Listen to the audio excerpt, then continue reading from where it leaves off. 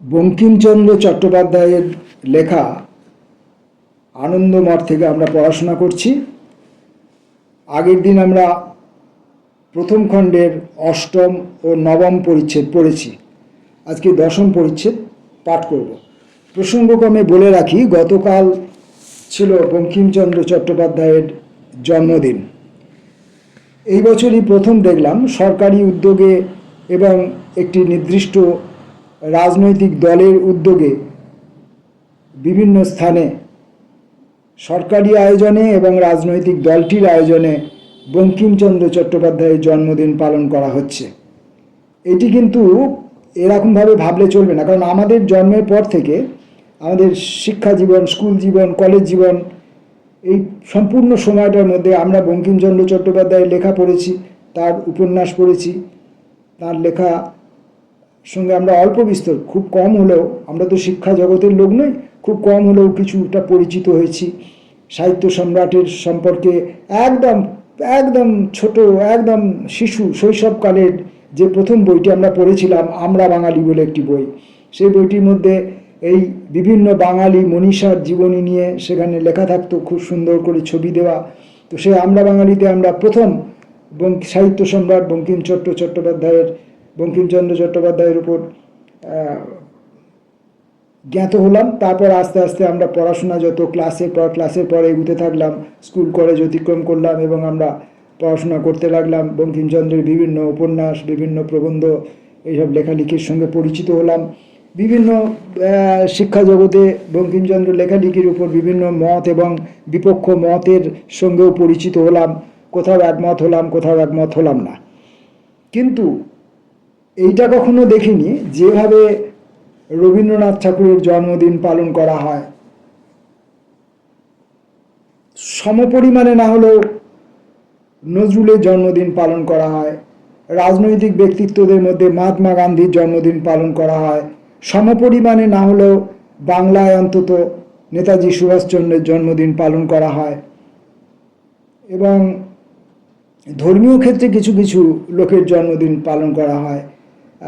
কিন্তু পরবর্তীকালে আবার দেখা গেল যে রাষ্ট্রীয় আয়োজনে ধর্মীয় কোনো কোনো ব্যক্তির জন্মদিন পালন করা হচ্ছে, এগুলো আমরা দেখেছি। কিন্তু বঙ্কিমচন্দ্র চট্টোপাধ্যায়ের জন্মদিন সরকারিভাবে এবং কোনো একটি রাজনৈতিক দলের দ্বারা পালন করার নজির আমরা অন্তত চোখে দেখিনি।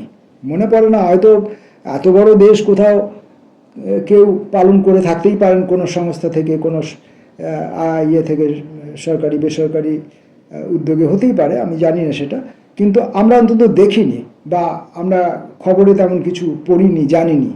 এখন যেমন প্রত্যন্ত এলাকা, আমার এই ছোট্ট এলাকাটার মধ্যে, ছোট্ট এই অঞ্চলটির মধ্যেও কালকে যেমন যারা বঙ্কিমচন্দ্র চট্টোপাধ্যায়ের জন্মদিন পালন করার জন্যে এলেন, পরিষ্কার বোঝা গেল তারা বঙ্কিমচন্দ্র চট্টোপাধ্যায় সম্পর্কে কিছুমাত্র জ্ঞাত নন। শুধুমাত্র একটি রাজনৈতিক দলের নির্দেশ পালন করার জন্যই তারা এলেন, বন্দে মাতরম গানটি চালিয়ে দিলেন, কিছুক্ষণ থাকলেন, কিছুক্ষণ মাইকে শব্দ পেলেন, তারপর দেখলাম সবাই ওই কয়েক মিনিটের মধ্যেই সবাই আবার চলে গেলেন। জন্মদিন পালন শেষ, বঙ্কিমচন্দ্র চট্টোপাধ্যায়ের সাহিত্য কীর্তি শেষ। তো যাই হোক, আমরা বঙ্কিমচন্দ্র চট্টোপাধ্যায়কে সাহিত্য সম্রাট হিসাবেই সম্মান জ্ঞাপন করে থাকি। আজকে আমরা দশম পরিচ্ছেদ পড়ব, আনন্দমঠের প্রথম খণ্ডের দশম পরিচ্ছেদ। সেই জ্যোৎস্নাময়ী রজনীতে দুইজনে নীরবে প্রান্তর পার হইয়া চলিল। মহেন্দ্র নীরব, শোককাতর, গর্বিত, কিছু কৌতূহলী। ভবানন্দ সহসা ভিন্ন মূর্তি ধারণ করিলেন। সে স্থির মূর্তি, ধীর প্রকৃতির সন্ন্যাসী আর নাই।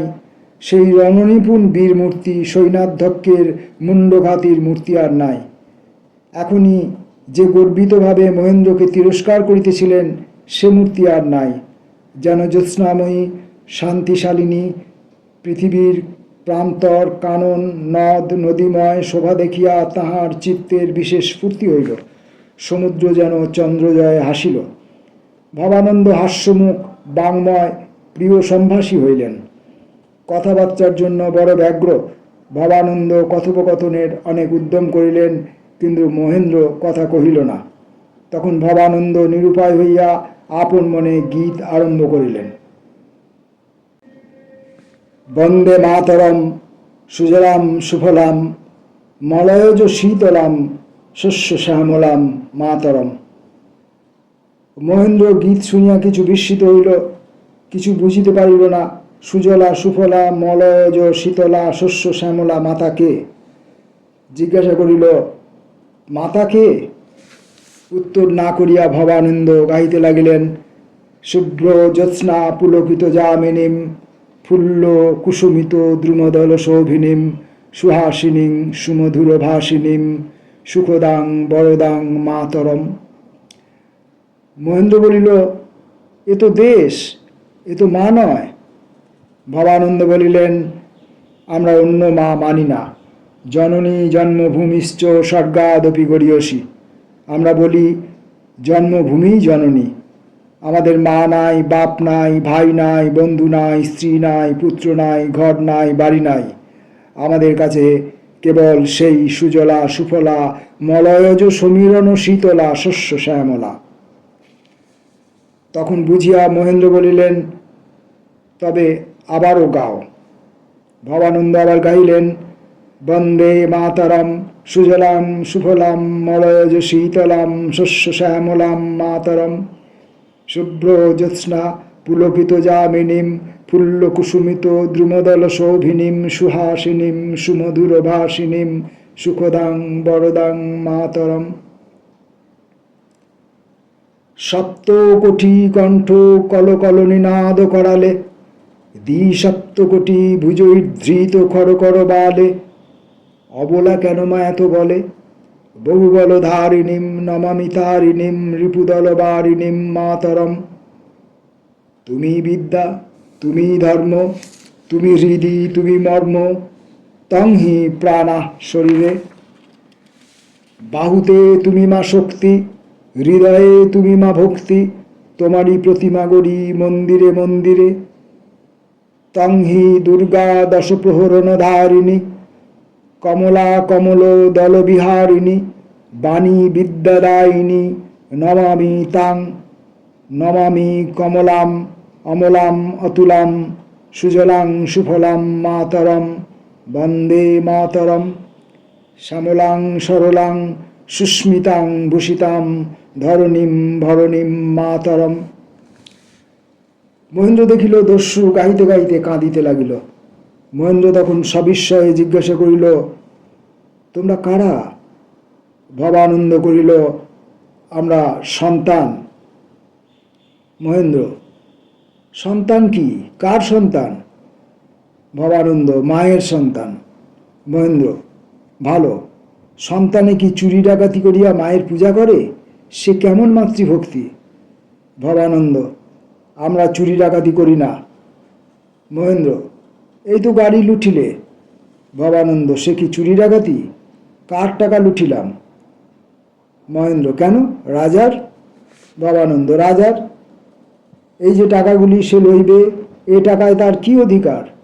মহেন্দ্র, রাজার রাজভাগ। ভবানন্দ, যে রাজা রাজ্য পালন করে না সে আবার রাজা কি? মহেন্দ্র, তোমরা সিপাহীর তোপের মুখে কোন দিন উড়িয়া যাইবে দেখিতেছি। ভবানন্দ, অনেক শালা সিপাহী দেখিয়াছি, আজিও দেখিলাম। মহেন্দ্র, ভালো করে দেখনি, একদিন দেখিবে। ভবানন্দ, না হয় দেখলাম, একবার বই তো আর দুবার মরব না। মহেন্দ্র, তা ইচ্ছা করিয়া মরিয়া কাজ কি? ভবানন্দ, মহেন্দ্র সিংহ, তোমাকে মানুষের মতো মানুষ বলিয়া আমার কিছু বোধ ছিল, কিন্তু এখন দেখিলাম সবাই যা তুমিও তা, কেবল দুধ ঘির জম। দেখো, সাপ মাটিতে বুক দিয়া হাঁটে, তাহা অপেক্ষা নীচ জীব আমি তো আর দেখিব না। সাপের ঘাড়ে পা দিলে সেও ফনা ধরিয়া ওঠে। তোমার কি কিছুতেই ধৈর্য নষ্ট হয় না? দেখো, যত দেশ আছে, মগধ, মিথিলা, কাশী, কাঞ্চি, দিল্লি, কাশ্মীর, কোন দেশের এমন দুর্দশা? কোন দেশে মানুষ খেতে পায় না, ঘাস খায়, কাঁটা খায়, উই মাটি খায়, বনের লতা খায়? কোন দেশে মানুষ শিয়াল কুকুর খায়, মরা খায়? কোন দেশের মানুষের সিন্ধুকে টাকা রাখিয়া স্বস্তি নাই, সিংহাসনে শালগ্রাম রাখিয়া স্বস্তি নাই, ঘরে বৌঝি রাখিয়া স্বস্তি নাই, বৌঝির পেটে ছেলে রেখে স্বস্তি নাই, পেট চিরে ছেলে বার করে। সকল দেশের রাজার সঙ্গে রক্ষণাবেক্ষণের সম্বন্ধ আমাদের মুসলমান রাজা রক্ষা করে কই? ধর্ম গেল, জাতি গেল, মান গেল, কুল গেল, এখন তো প্রাণ পর্যন্ত যায়। এই নেশাখোর দেরেদের না তাড়াইলে আর কি হিন্দুর হিন্দুয়ানি থাকে? মহেন্দ্র: তাড়াবে কেমন করে? ভবানন্দ: মেরে। মহেন্দ্র: তুমি একা তাড়াবে? এক চরে নাকি? দস্যু গাইল: সপ্ত কোটি কণ্ঠ কল কল নিনাদ করালে, দ্বিসপ্ত কোটির ভুজই ধৃত খর কর বালে, অবলা কেন মায়া তো বলে? মহেন্দ্র: কিন্তু দেখিতেছি তুমি একা। ভবানন্দ: কেন? এখনই তো 200 লোক দেখিয়াছ। মহেন্দ্র: তারা কি সকলের সন্তান? ভবানন্দ: সকলেই সন্তান। মহেন্দ্র: আর কত আছে? ভবানন্দ: এমন হাজার হাজার, ক্রমে আরও হবে। মহেন্দ্র: না হয় 10-20 হাজার হলো, তাতে কি মুসলমানকে রাজ্যচ্যুত করিতে পারিবে? ভবানন্দ বলিলেন: পলাশিতে ইংরেজের কজন ফৌজ ছিল? মহেন্দ্র: ইংরেজ আর বাঙালিতে? ভবানন্দ: নয় কিসে, গায়ের জোরে কত হয়, গায়ে জিয়াদা জোর থাকিলে গোলা কি জিয়াদা ছোটে? মহেন্দ্র: তবে ইংরেজ মুসলমানে এত তফাৎ কেন? ধরো এক ইংরেজ প্রাণ গেলেও পলায় না, মুসলমান গা ঘামিলে পলায়, শরবত খুঁজিয়া বেড়ায়। ধরো তারপর ইংরেজদের জিদ আছে, যা ধরে তা করে। মুসলমানের এলাগাড়ি, টাকার জন্য প্রাণ দেয়া, তাও সিপাহীরা মাইনা পায় না। তারপরে শেষ কথা সাহস, কামানের গোলা এক জায়গায় বই 10 জায়গায় পড়বে না, সুতরাং একটা গোলা দেখে 200 জন পলাইবার দরকার নাই। কিন্তু একটা গোলা দেখিলে মুসলমানের গোষ্ঠী শুদ্ধ পালায়, আর গোষ্ঠী শুদ্ধ গোলা দেখিলে তো একটা ইংরেজও পালায় না। তোমাদের এত সব গুণ আছে? না, কিন্তু গুণ গাছ থেকে পড়ে না, অভ্যাস করিতে হয়। তোমরা কি অভ্যাস করো? দেখিতেছ না আমরা সন্ন্যাসী, আমাদের সন্ন্যাস এই অভ্যাসের ধর্ম। কার্য উদ্ধার হইলে, অভ্যাস সম্পূর্ণ হইলে আমরা আবার গৃহী হইব, আমাদেরও স্ত্রীকন্যা আছে। তোমরা সে সকল ত্যাগ করিয়াছ, মায়া কাটাইতে পারিয়াছ। সন্তানকে মিথ্যা কথা কইতে নাই, তোমার কাছে মিথ্যা বড়াই করিব না। মায়া কাটাইতে পারে কে? যে বলে আমি মায়া কাটাইয়াছি, হয় তা মায়া কখনো ছিল না, অথবা সে মিছে বড়াই করে। আমরা মায়া কাটাই না, আমরা ব্রত রক্ষা করি। তুমি সন্তান হইবে? আমার স্ত্রীকন্যার সংবাদ না পাইলে আমি কিছু বলিতে পারি না। চলো তবে তোমার স্ত্রীকন্যাকে দেখিবে, চলো। এই বলিয়া দুইজনে চলিল। ভবানন্দ আবার বন্দে মাতরম গাইতে লাগিল। মহেন্দ্রর গলা ভালো ছিল, সঙ্গীতে একটু বিদ্যা ও অনুরাগ ছিল, সুতরাং সঙ্গে গাইল। দেখিল যে গাইতে গাইতে চক্ষে জল আইসে। তখন মহেন্দ্র বলিল, যদি স্ত্রীকন্যা ত্যাগ না করিতে হয়, তবে এ ব্রত আমাকে গ্রহণ করাও। ভবানন্দ: এ ব্রত যে গ্রহণ করে সে স্ত্রীকন্যা পরিত্যাগ করে। তুমি যদি এ ব্রত গ্রহণ করো, তবে স্ত্রীকন্যার সঙ্গে সাক্ষাৎ করা হইবে না। তাহাদিগের রক্ষা হেতু উপযুক্ত বন্দোবস্ত করা যাইবে, কিন্তু ব্রতের সফলতা পর্যন্ত তাহাদিগের মুখদর্শন নিষেধ। মহেন্দ্র: আমি এ ব্রত গ্রহণ করিব না।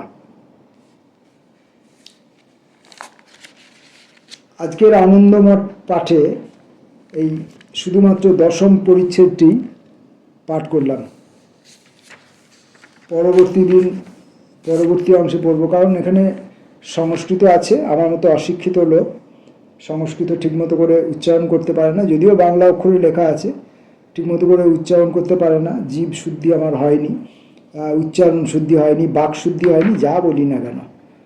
তো যাই হোক, এখানে এই আনন্দমঠের আমি শুধুমাত্র ঔপন্যাসিকের লেখা অংশটুকু পাঠ করছি। এখানে কিন্তু এমন ধারা মনে করার কোনো কারণ নেই যে তিনি যত বড় লেখকই হন, যত বড় মনীষী হন, যত বড় মানুষই হন না কেন, তাঁর যে চেতনা, সমাজ রাজনীতি, জাতি ইত্যাদি বিষয়ে তার যে মানসিক যে গঠন, তার সঙ্গে একমত হয়ে আমি পাঠ করছি এটা ভাবা উচিত নয়। কিন্তু আমি এখানে শুধুমাত্র পাঠক এবং তার সাহিত্য কীর্তি এখানে যা আছে সেইটুকু অন্বেষণ করাই আমার কাজ। নমস্কার।